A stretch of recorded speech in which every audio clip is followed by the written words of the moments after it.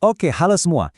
Kita langsung aja ya, kita mau bahas satu pertanyaan yang mungkin agak bikin kita mikir ulang. Pertanyaannya simpel, apa benar kita, manusia ini, spesies paling lemah di bumi? Coba deh aku tanya ke kalian. Kalau ada yang nanya, spesies apa sih yang paling sukses di planet ini? Jawaban pertama yang muncul di kepala apa? Pasti manusia kan? Yakin banget deh hampir semua orang bakal jawab gitu. Ya iyalah, alasannya juga jelas banget. Lihat aja sekeliling kita. Kita bangun kota-kota raksasa. Kita bisa terbang keluar angkasa. Kita ciptain seni sama teknologi yang canggih banget. Rasanya tuh kita emang penguasa planet ini. Nggak ada yang bisa ngalahin. Tapi, tunggu dulu. Gimana kalau cara kita ngukur sukses itu dari awal udah salah? Gimana kalau semua kehebatan yang kita bangga-banggain itu sebenarnya nggak sekuat yang kita kira? Oke, sekarang kita coba lihat dari data ya, dari angka-angka. Dan pertama-tama, kita masuk ke dunianya para semut. Nah, ini nih yang bakal bikin kaget. Kalian pernah dengar istilah biomasa? Gampangnya, itu total berat semua individu dari satu spesies digabungin. Dan faktanya, kalau kita timbang semua semut yang ada di bumi, terus kita bandingin sama total berat semua manusia, ternyata semut lebih berat. Serius, coba deh bayangin, jumlah mereka banyak banget sampai-sampai total beratnya ngalahin kita.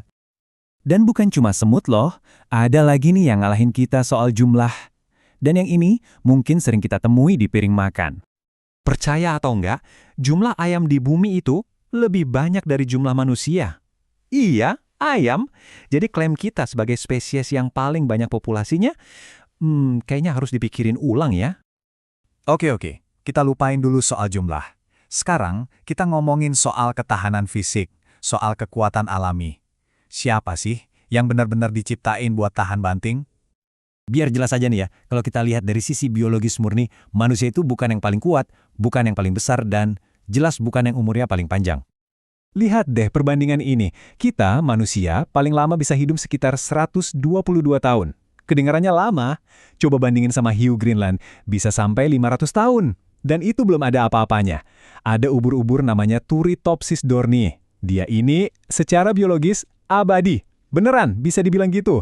Umur 122 tahun kita jadi kelihatan sebentar banget kan? Sekarang kita masuk ke level yang lebih gila lagi. Kita kenalan sama para survivalis sejati di alam. Makhluk-makhluk yang bisa hidup di tempat yang bahkan nggak pernah kita bayangin. Kuncinya ada di satu kata ini, ekstremofil. Ini adalah sebutan buat organisme yang bisa hidup di kondisi super ekstrim.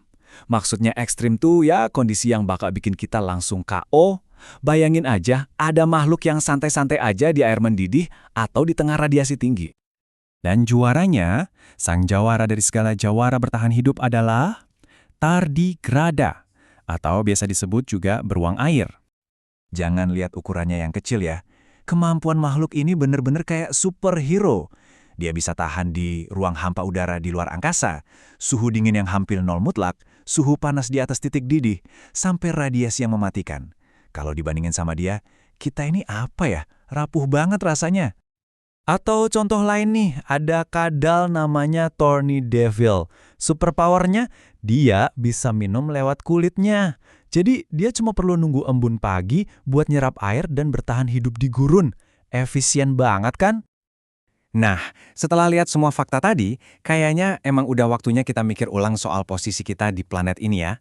Yuk kita coba lihat semuanya dari perspektif yang beda. Ada satu kutipan keren yang pas banget buat ngerangkum ini semua. Intinya gini, anggapan kalau manusia itu dominan di dunia ini langsung kelihatan pudar kalau kita bandingin sama ketangguhan biologis yang luar biasa dari makhluk-makhluk lain di alam. Jadi udah jelas ya, kita bukan yang paling tangguh, bukan yang paling besar, dan bahkan bukan juga yang paling banyak. 3 hal yang kita pikir jadi bukti dominasi kita, ternyata, ya enggak juga.